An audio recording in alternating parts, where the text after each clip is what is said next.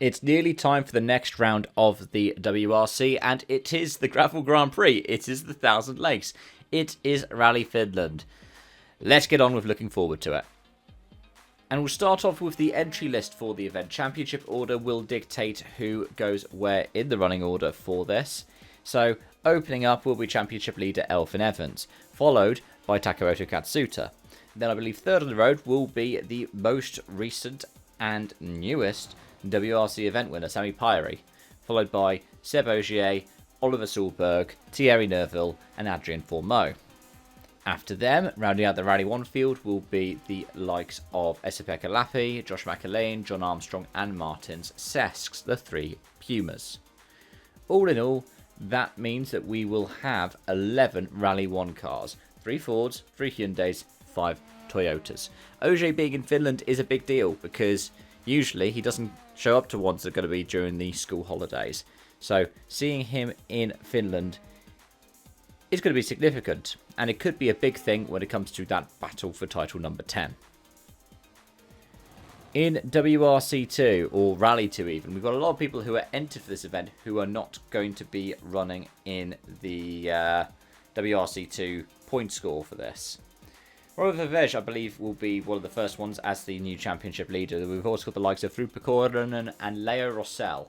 That's 3 different manufacturers for the top 3 cars. A Fabia for Vervej, a Yaris for Korhonen, and then the lead Lancia being Leo Rossell.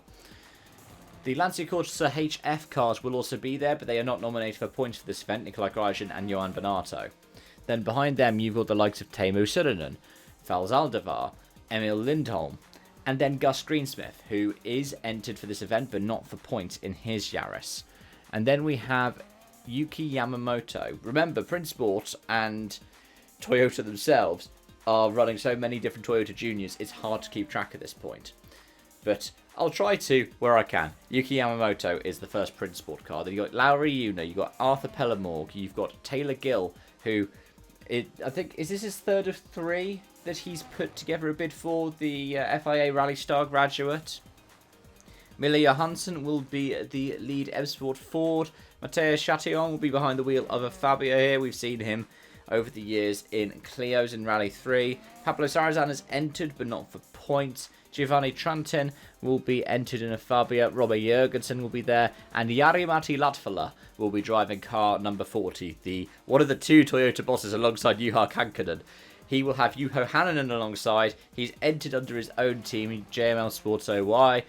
And yeah, he's not scoring points for this, but you can expect him to be up at the top of the field. Somebody you might be able to see do quite well is entered under the Toyota Gazoo Racing WRT NG banner. The first non-Japanese driver to be signed for that particular outfit, Jasper Vaar, the Estonian teenager. He was rapid in Estonia and then unfortunately had an accident. We can expect him to be flying up there with the Finns. Mika Heikkila is also entered, as is Patrick Enoch, who is in a Prince Sport Fabia for this event. Rautio Motorsport will be having another teenage sensation in Duca Copenhagen, whilst Josep Rahal Nogin will be behind the wheel of a Yaris as well. And then we have another couple of the next generation Toyota drivers, Takumi Matsushita and Shotaro Goto, who we've seen over the years behind the wheel of Clio's. They've made the step up this year, I believe, maybe even towards the end of last year, into the Rally 2 machinery. Then we have Martin Prokop. We have Elliot Delacour. We have Conor Martell, the American star behind the wheel of one of the 2C Lancia Ypsilons alongside Leo Rossell. Adrian Mosca in another Prince Sport car, this one being a GR Yaris. Uyghur Soyu with a Fabia. Johan Kefferbuck with a Yaris, rounding out the Rally 2 main field. We then have the Rally 3s, and we do have JWRC here. We also have WRC 3. Opening up that roster will be Matteo Fontana, then Timek Abramovsky, Nathaniel Brun, Jarko Nikara, and then we have some more Clios under the Toyota banner alongside Nikara with Rio Agata and Kanta Yada Guida. You then have another Clio for Ville Pinonen, and some Fiestas for Riku Tako and Ismo Laikala. before we get into the JWRC roster. Kalle Karlberg, Ali Turkan, Gil Membrado, Levi Lasseler, Clay Gryhill, Karim Kazaz. 3 more cars round out the entry list. None of them entered for any championship except for WRC itself. An old spec Fabia R5 for Olli Lahti. A Fiesta Rally 3 for Thomas Viren. And then a Fiesta Rally 4, the only 2-wheel drive car on this entry list. And is entered with Michelin's, apparently, according to the WRC results, rather than Hankook's. And it's Rupe Hirvonen, as in son of WRC vice champion multiple times, Mikko Hirvonen. That'll be interesting. Now, in terms of the stages, we have 316 competitive kilometers across 20 timed tests. Shakedown kicks off on Thursday morning, with the first stage on Thursday evening, and then 8 stages on Saturday, 9 stages on Friday. I was about to say 8 by mistake there, and only 2 on Sunday, but they are going to be long ones. The shakedown is a Ruhimaki test. That's the one with the massive jump. It's not appearing as an actual stage on this year's itinerary, but it's a nice one to see shakedown on. It's got a nice fast flowing section. It's got a more tight technical section towards the end to go around the karting circuit. And then, as I mentioned, the massive jump. And starting off the competitive action on Thursday will be the Harju test in downtown Jyväskylä. It's going to be the same kind of one that we saw last year, 2.58 kilometers, slightly different to ones that you've seen in, say, the WRC games or Richard Bird's Rally. It goes a little bit further into the university campus before going into its more traditional kind of slalomy parts. It then doubles back around to near the start line for the end of the stage. But it's a nice run through a park. It's a nice way to kick off the event. It will return on Friday, but I'll point out that as well. Friday kicks off with the Lauka test. This is a stage that it's historic Rally Finland. I mean, when was the last time that it was not included in a Rally Finland itinerary? I'm actually having to go back to try and look at it. I think, was it 2016? It came back with the 2017 cars. This year's edition is 18.16 kilometers, which means that it is being run in the opposite direction. It is slightly longer, with a bit that was after last year's finish line being added in as the start line. The second stage in each loop is the Sarikas test. That is 15.82 kilometers again. It's one of those ones that we've seen in smaller rallies. It came up to the WRC in 2024, but it has been relatively welcomed.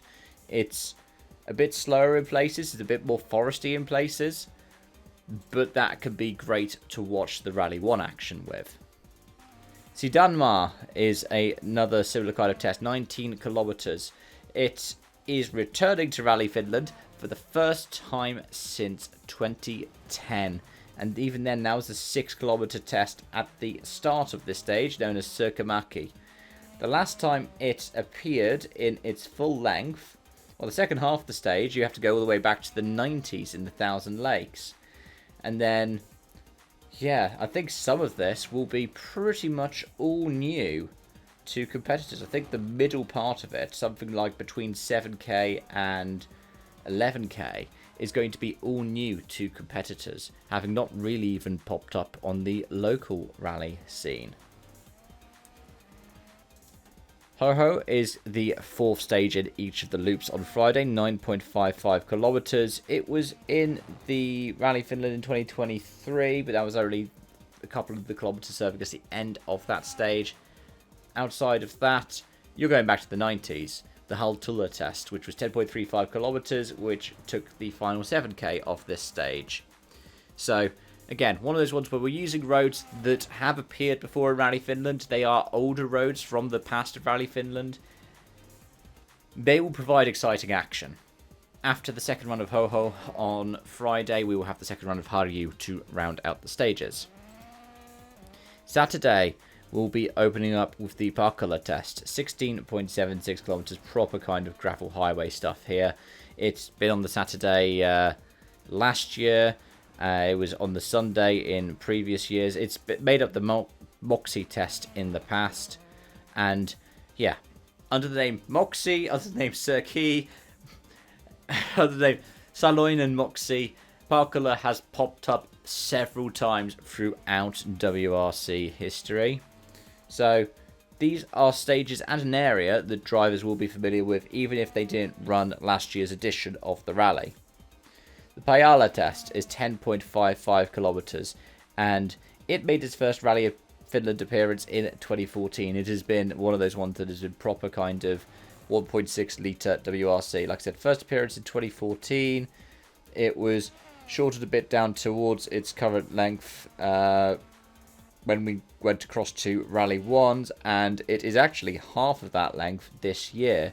It only uses the second half of last year's test. Then you have the Vastila test, which is 19.1 kilometers. This is where you get to see the image of it being the 1,000 lakes. You're around so many lakes and you dance between them over the course of this test. It's one that made its first appearance in the current guise in 2023 for Rally Finland, and before that its appearance went back to 2001. But it is one of those ones that's one of the older 1,000 lake stages that was used regularly in regional rallies. The Lutsu test is the final test for Saturday, stages 14 and 18, 16.44 kilometers, unchanged from 2025, and I believe that's when the current iteration of the stage really took its form. We've had stages using these roads before, we've had stages using most of these roads before, we've had stages that have used the name and not really much of the road. But it's unchanged from last year. And the final stage, on Sunday, we run as stage 19 and stage 20. I believe it's the longest one of the rally. It's just outside of Hamza, and it is the Himos Hamza test. 30.02 kilometers. It was here in 2023. Well, the final handful of kilometers were. It was a 9 kilometer test, which joined in with the current stage about 7 kilometers from the end of the stage. Apart from that, it's previously come up as Patajoki in 22 and 21. So the second half of the stage will be familiar for a lot of drivers.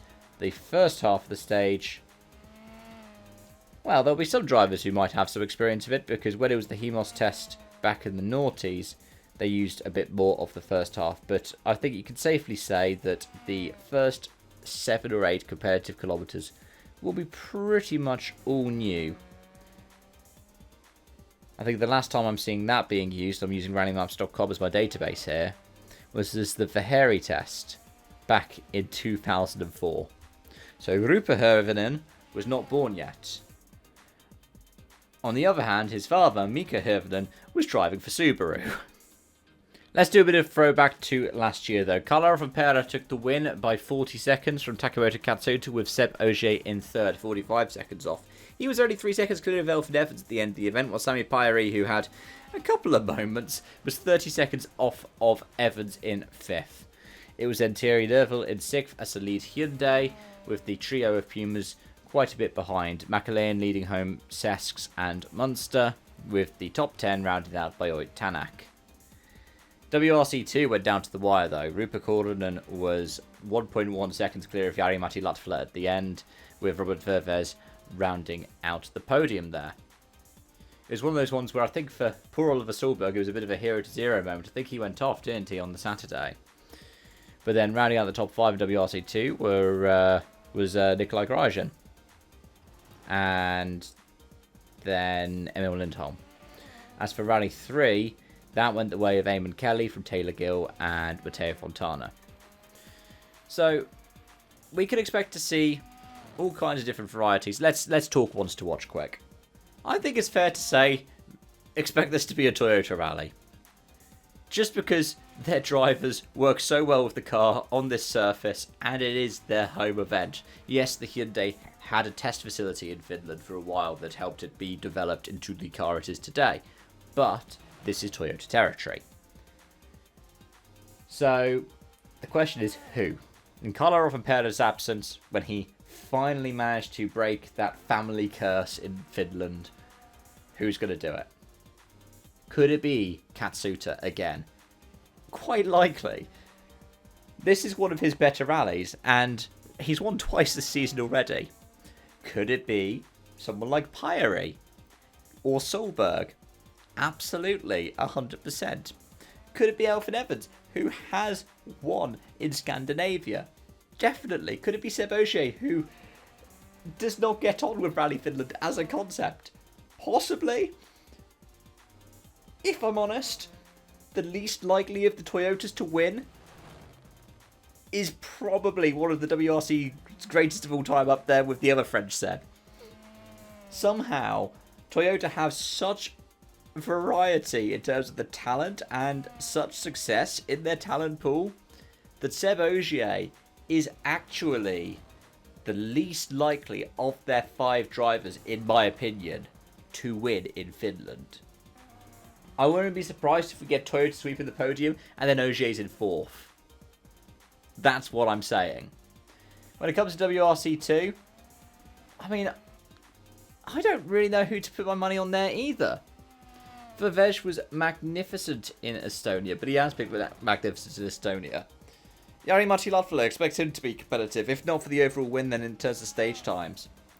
But there are so many amazing youngsters who are on the billing here. People like Mille Johansson.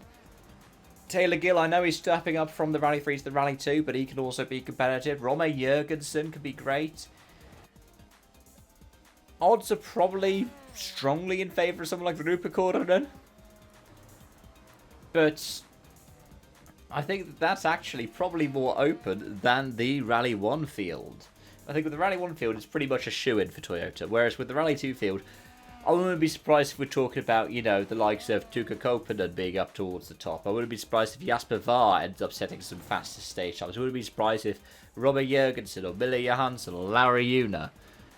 I could just sit here and give you a reason why pretty much any of the Rally 2 field would be able to win this event, from the sheer amount of experience that someone like Martin Prokop has in WRC2, the ability just to bring the car home, to somebody who will just absolutely send it, like the Lanciers. They're using this as essentially a testing event. When it comes to WRC3, Fontana, given the graduation of some of his rivals into Rally 2 machinery, is a bit of a bolt-on, but Abramovsky has also been rapid. But I wouldn't be surprised if you have somebody double up and win in Rally 3 whilst winning Junior WRC. Now, unfortunately, Kalle Karlberg is not entered for WRC 3. Guillermo Brado, on the other hand, is. Neither, like Kalle Karlberg, is Levi Lassala. So, I wouldn't be surprised if we talk about the top 3 Rally 3s being like some of the junior guys. And then the top 3 in WRC 3, we have to replace the likes of Kalle Karlberg or Levi Lassala with the likes of Matteo Fontana or Timo Kaparovsky. Anyways, folks, I've talked about this for possibly far too long. I hope you've enjoyed it. Let me know your thoughts and feelings in the comment section down below. And make sure to come back next week when we review the Gravel Grand Prix. But until then, from me, it's bye-bye for now.